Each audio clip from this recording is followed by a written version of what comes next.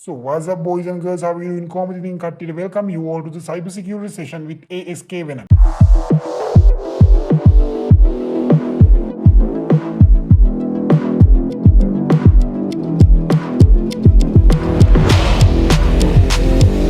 ඔයාලා දැනටමත් දන්නවා ඔයාලගේ සෝෂල් ලයිෆ් එක එහෙම නැත්නම් ඔයාලගේ පර්සනල් ලයිෆ් එක මේ ලෝකේ හැම දෙයක්ම ඩිජිටලයිස් කරලා තියෙනවා. ඒ කියන්නේ ඉන්ටර්නෙට් එකත් එක්ක සම්බන්ධ කරලා තියෙනවා. එහෙමත් නැත්නම් වර්ල්ඩ් වයිඩ් වෙබ් එකත් එක්ක සම්බන්ධ වෙලා තියෙන්නේ. ඒ දේ නිසාම ඔයාලට වෙන්න පුළුවන් අතුරු ප්‍රතිඵල හුඟක්ම වැඩි. උදාහරණයක් කිව්වොත් එහෙම ඔයාලගේ පෞද්ගලික තොරතුරු එහෙම නැත්නම් පර්සනල් ඩීටේල්ස් දැනටමත් එළියට ගිහිල්ලා තියෙන්න පුළුවන්. සමහර වෙලාවට ඒ තොරතුරු පාවිච්චි කරලම ඔයාලවම බ්ලැක්මේල් කරන වෙන්න පුළුවන් කවුරු හරි. ඉතින් අද අපි බලමු කොහොමද මේ ඩිජිටල් ලයිෆ් එක හරියට මැනේජ් කරන්න කියලා. ඒ වගේම මේ ඩිජිටල් ලයිෆ් එක නිසා ඔයාලට වෙන්න පුළුවන් හානි මොනවද කියලා. ඒ වගේම තමයි ඔයාලට මේ ඩිජිටල් ලයිෆ් එකේ වෙන්න පුළුවන් අතුරු ප්‍රතිඵල වලින් ආරක්ෂා වෙන්නේ කොහොමද කියන එක ගැන අපි අද මේ වීඩියෝ එකෙන් බලමු.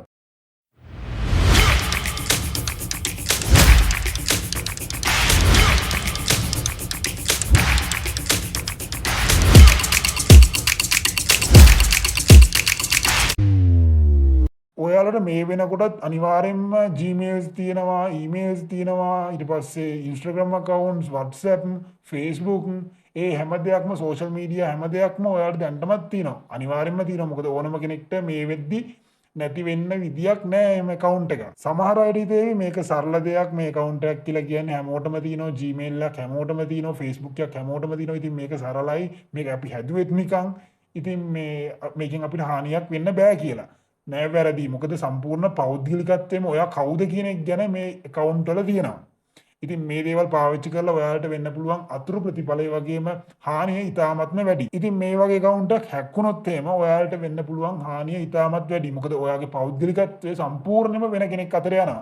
ඒ කියන්නේ ඔයා කන්නේ බොන්නේ නිදාගන්නේ කවුද කතා කරේ, කාටද කතා කරේ, මොනවද කතා කරේ, ඒවා සරල දේවල්. ඒ දේවල් පවා ඒ අදාළ කෙනාට එහෙම නැත්නම් ඒ හැක් කරපු කෙනාට යනවා. සරලයි කිව්වට ඇත්තටම සරල නෑ. මොකද ඔයාලා කතා කරපු පෞද්ගලික තොරතුරු වෙන කෙනෙක් අතර යනවායි කියලා කියන්නේ අඩුම තරමේ ඔයාගේ නම පවා අනිත් කෙනෙක් අතර යනවායි කියලා කියන්නේ ඒක ඉතාමත් දරුණු දෙයක්. මොකද ඔයාලට ඒකෙන් වෙන්න පුළුවන් හානිය 100% වැඩි. අපි බලමු දැන් කොහොමද මේ දේවල් වලින් ආරක්ෂා වෙන්නේ කියලා. මුලින්ම ඔයාලට ඕන වෙනවා හොඳ strong unique passwords. ඒ කියන්නේ ඔයාලගේ social media accounts වලට එහෙම නැත්නම් ඔයාලගේ වෙනත් accounts වලට හොඳ ස්ට්‍රෝං පාස්වර්ඩ් එකක් අවශ්‍ය වෙනවා. ඒක තමයි අපේ පළවෙනි ආරක්ෂක වළල්ල. ඒක අපේ අර කොරෝනා කාලේ ආපු පැණිය වගේ නෙවෙයි. ඒ වගේ අර කොරෝනා කාලේ ආපු පැණියක් වගේ නෙවෙයි. ඇත්තටම අපේ පළවෙනි ආරක්ෂක වළල්ල විදිහට අපි පාවිච්චි කරන්න හොඳම දේ තමයි හොඳ ස්ට්‍රෝං පාස්වර්ඩ් එක. ඔයාලා ඒ දාන පාස්වර්ඩ් එක අඩුම කැරක්ටර්ස් 12ක්වත් දිග වෙන්න ඕන. ඊට වඩා අඩු කරන්න එපා. ඊට පස්සේ upper case and lower case letters පාවිච්චි කරන්න. ඒ කියන්නේ capital simple letters පාවිච්චි කරන්න, numbers පාවිච්චි කරන්න, ලකුණු පාවිච්චි කරන්න, ඒ කියන්නේ symbols පාවිච්චි කරන්න, එක එක combination පාවිච්චි කරන්න. ඊළඟ දේ තමයි මෙන්න මේ දේවල් පාවිච්චි කරන්න එපා. ඒ කියන්නේ ඔයාලගේ නමේ මුල් කොටස එහෙම නැත්නම් නමේ කොටසක් ඒ වගේ දේවල් එහෙම නැත්නම් ඔයාලගේ birthday එක, ඔයාලගේ girlfriend ගේ birthday එක, සුදු අප්පච්චිගේ birthday එක, සුදු අම්මගේ birthday එක, තව ඔය ලේසි වචන ඒව පාවිච්චි කරන්න එපා. තව දෙයක් තමයි ඔයාලා දාන පාස්වර්ඩ් එක ඔයාලගේ හැම account එකකටම දාන්න එපා. ඒ කියන්නේ එකම පාස්වර්ඩ් එක හැම account එකකටම පාවිච්චි කරන්න එපා. ඒකට හේතුව තමයි ඔයාලා එකම පාස්වර්ඩ් එක හැම account එකකටම දැම්මට පස්සේ හැකර් කෙනෙක් හදිස්සි හරි ඔයාලගේ account එක හැක් කරොත් මේ හැකර් අනිවාර්යෙන්ම ඒ account එක හරහා අනිත් account හැක් කරන්න බලනවා. ඉතින් එතකොට ඔයාලා දාලා තියෙන පාස්වර්ඩ් එක හැම එකටම එකයි නම් එතකොට ඔයාලගේ හැම account එකක්ම ඔයාලට නැති වෙන්න පුළුවන්. ඉතින් ඒක තමයි වන්න පළවෙනි දේ. දැන් මතක තියාගන්න මේ දේ කරන්න එපා. ඒ වගේම අර කරන්න කිව්ව දේවල් හොඳට මතක තියාගන්න. දැන් අපි බලමු ඊළඟ එක මොකක්ද කියලා. හොරගෙඩිය සෙට් එක වගේ වීඩියෝ එක බලාගෙන යනවනේ. අපි subscribe කරලා like කරලා share කරලා අපිට support එකක් දෙන්න. ඊළඟ දේ තමයි two factor authentication. මේ two factor authentication කියලා කියන්නේ ඔයාලගේ accounts වලට තියෙන security එක සඳහා පාවිච්චි කරන දෙවෙනි ආරක්ෂක වළල්ල වගේ තමයි. ඒ කියන්නේ second layer of security. ඉතින් මේකෙදි වෙන්නේ ඔයාලගේ account එකට ඔයාලගේ password එක ගහලා යද්දි ඔයාලට එවනමක් notification එකක් ඔයාලගේ email එකට හරි ඔයාලගේ phone number එකට හරි code එකක්.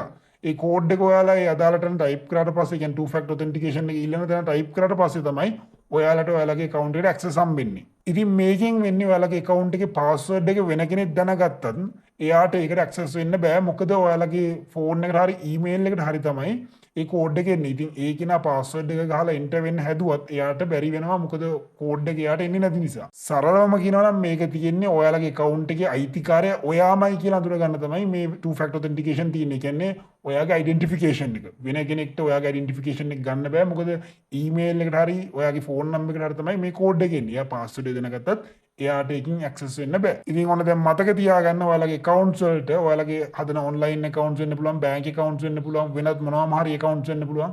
ඒ හැම එකකටම two factor authentication එක enable කරලා තියාගන්න. අපි දැන් යමු එහෙනම් අපේ තුන්වෙනි point එකට. නිතරම මතක තියාගන්න ඔයාලගේ softwares update කරන්න. ඒකට හේතුව තමයි software එකක් හැදුවා වගේම කාලයක් යද්දී software එක කඩන්නත් එහෙම නැත්නම් exploit කරන්නත් ඒක කවුරුම හරි හොයාගන්නවා. ඉතින් ඒ නිසා තමයි ඔයාලගේ සිස්ටම් එක නිතරම අප්ඩේට් තියාගන්න ඕනේ. ඔයාලා කියන security patches ඊට පස්සේ software updates හැම දෙයක්ම කරලා තියෙන්න ඕනේ. ඔන්න ඕක නිසා. පුළුවන් නම් ඔයාලගේ automatic update on කරලා තියාගන්න. මොකද එතකොට ඔයාලට manually update කරන්න ඕන වෙන්නේ නැහැ. හැබැයි හුඟක් දෙනෙක්ට මේ automatic update කියන එක කරදරයක් වෙනවා. සමහර වෙලාවට නිතරම update වෙන්න පටන් ගත්තට පස්සේ හැබැයි මේ automatic update on කරලා තියෙනවා නම් ඔයාලට ලොකු security එකක් තියෙනවා. මොකද එතකොට ඔයාලට අර පරණ out of date software නෙවෙයි updated හොඳ security patches තියෙන softwares ඔයාලගේ එකට update වෙන නිසා. සමහර වෙලාවට ඉතින් අපිට කරදරයක් වෙන දේවලුත් අපිට ළඟින් තියාගන්න වෙලාවල් තියෙනවානේ.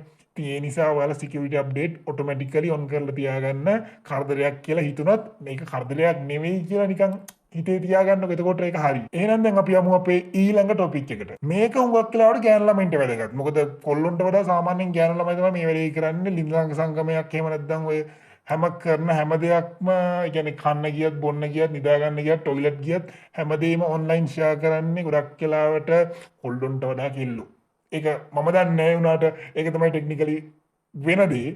අපි බලමු මේ ඒක ගැන මම කියන්න යන්නේ මොකද ගෑනු ළමයි ටික ෆයර් වුණොත් එහෙම නිතරම මතක තියාගන්න ඔයාලා ඔන්ලයින් ෂෙයා කරන්න ඕනේ මොනවද ඔන්ලයින් ෂෙයා නොකරන්න ඕනේ මොනවද කියන එක ගැන. සරලවම කියනවා නම් ඔයාලගේ පර්සනල් ඉන්ෆර්මේෂන් ඒ කියන්නේ පෞද්ගලික තොරතුරු අපි කිව්වොත් ඔයාලගේ සම්පූර්ණ නම, ඇඩ්‍රස් එක, ෆෝන් නම්බර එක, ඊමේල් ඇඩ්‍රස් එක, එහෙම නැත්නම් ඔයාලා දැන් කොහෙද ඉන්නේ, කාත් එක්කද කන්නේ, කාත් එක්කද බොන්නේ, කාත් එක්කද නිදිය ගන්නේ, ඔයාලා එළියට දාන්න ඕනේ නැහැ. මොකද සයිබර් ක්‍රිමිනල්ස්ලා බලාගෙන ඉන්නෝ ඒ ඉන්ෆර්මේෂන් හරහා ඔයාලට ඇටැක් කරන්න. මේක හුඟක් වෙලාවට ෆිෂින් ඇටැක්ස් වලට මුල පුරනවා. මොකද ඔයාලගේ හැම ඩීටේල් එකක්ම දැනගත්තට පස්සේ ඔයාලට ඒ ඩීටේල්ස් හරහාම ඔයාලව හැක් කරන්න තියෙන ප්‍රතිශතය වැඩි. මොකද ඔයාලට ඒ ඩීටේල්ස් හරහාම ඔයාලව නොමග යවන්න පුළුවන් ඉතාමත් ලේසියෙන්.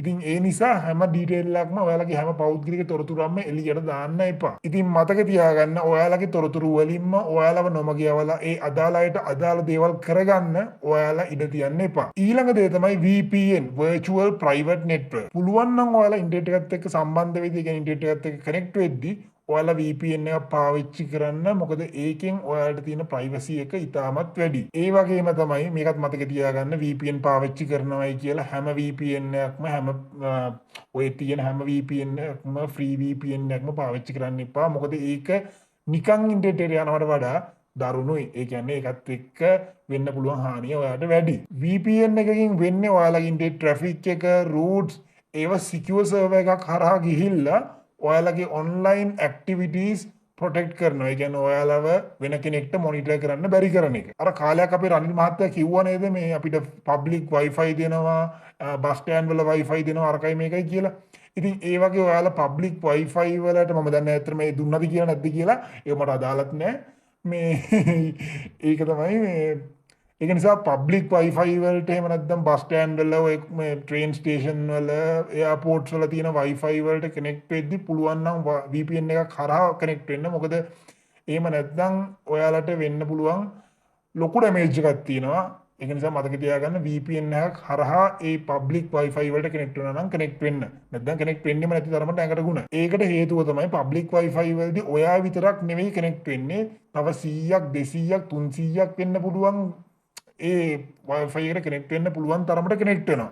ඉතින් ඒ වෙලාවේදී ඔයාලට තියෙන privacy හුඟක් වෙලාවට අඩුයි. මොකද third party connect ඔයාලගේ information එහෙම නැත්නම් ඔයාලව hack කරන්න තියෙන ප්‍රතිශතය 99.9ක් කියමුකෝ අපි අර Detol the life boy ද කියනවා වගේ.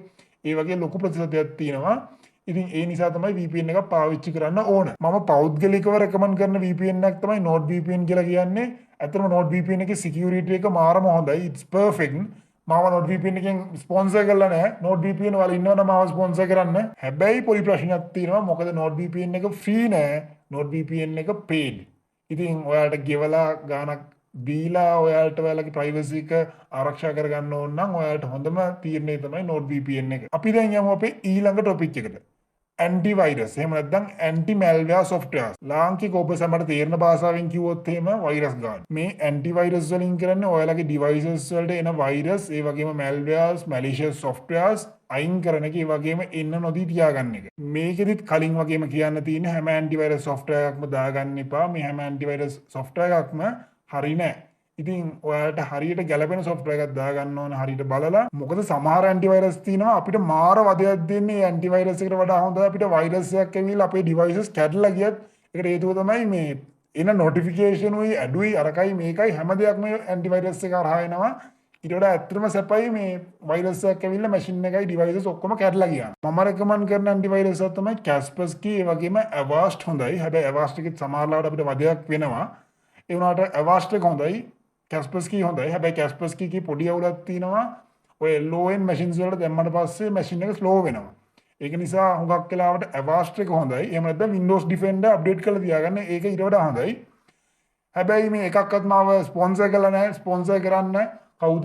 Kaspersky, Avast, Windows Defender sponsor කරන එකක් නෑ. ඒ වුණාට ඔය දෙකෙන් කවුරු හරි මාව ස්පොන්සර් කරන්න. එහෙනම් ඔන්න මතක තියාගන්න ඇන්ටිවයිරස් එකක් පාවිච්චි කරන්න. ඒ වගේම තමයි ඇන්ටිවයිරස් සොෆ්ට්වෙයාර් එකක් දාගත්තයි කියලා හරියන්නේත් නෑ. ඒ ඇන්ටිවයිරස් සොෆ්ට්වෙයාර් එක පුස් කකා තිබුණාට ඔයාලට කිසිම ප්‍රයෝජනයක් නෑ. ඒක නිසා ඒක අප්ඩේට් කරන්න. ඒකට අලුතෙන් අප්ඩේට්ස් එනවා. ඒ අප්ඩේට්ස් හරියට කරන්න මතක තියාගන්න. නැත්නම් ඒකෙන් තේරුමක් නැති වෙනවා. දැන් අපි යමු අපේ අවසාන පොයින්ට් එකට. මේක ඇත්තටම කිව්වට කරන එකක් නෑ. බලමු අපි කරනවා නම් ලොකු දෙයක්. මේක කරන්න පුරුදු වෙච්ච කෙනෙක් දිගටම කරන් යනවා. ඒ වගේම කරන්න ඕනේ නැති කෙනා කරන්නේ නෑ. ඒක කිව්වත් කොච්චර කිව්වත් කරන්නේ නෑ. ඉතින් මේක තමයි data backup කරන එක. ඒ කියන්නේ ඔයාලගේ අත්‍යවශ්‍ය data දවස්පතා පුළුවන් නම් backup කරලා තියාගන්න. මොකද හදිස්සියේ හරි ඔයාලගේ devices වලට මොකක් හරි ප්‍රශ්නයක් වුණොත් එහෙම අපි කියමුකෝ hardware failure එකක් කියලා. එහෙම නැත්නම් ransomware එකක් ඇවිල්ලා.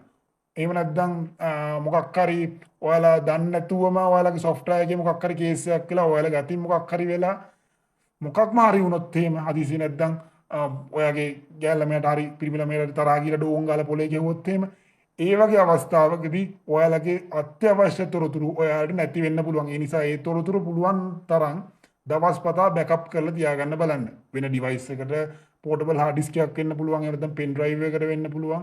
ක්ලවුඩ් එකකට වෙන්න පුළුවන්. මොකේකට හරි ඒ දේවල් ටික බෑකප් කරලා තියාගන්න. ඔයාලට ඔයාලගේ data බෑකප් කරන්න ඕන තරම් ක්‍රම තියෙනවා. cloud based අපි backup services ගත්තොත් එහෙම Google Drive එක තියෙනවා, Dropbox තියෙනවා. ඉතින් ඒ වගේ ඕන තරම් cloud services තියෙනවා. ඒක නිසා මතක තියාගන්න ඒ cloud එකකට හරි ඔයාලගේ අත්‍යවශ්‍ය තොරතුරු එහෙම නැත්නම් data backup කරලා තියාගන්න. අනිත් එක ඔය cloud services හුඟක් වෙලාවට free. දැන් Google Drive එක ගත්තොත් එහෙම අපිට GB ගාණක් දෙනවා free. ඔයාලට වැඩිපුර GB ඕන නම් ඔයාලට ගෙවලා ගන්න පුළුවන්. එහෙම නැත්නම් තව Google account එකක් හදලා ඒකට ඔයාලට backup කරන්න පුළුවන්. ඒකත් නිකන් අවුල් වගේ නම් ඔයාලට පුළුවන් කරේට ගිහිල්ලා portable hard disk එකක් අරගෙන ඇවිල්ලා ඒ portable hard disk එකට backup කරන්න.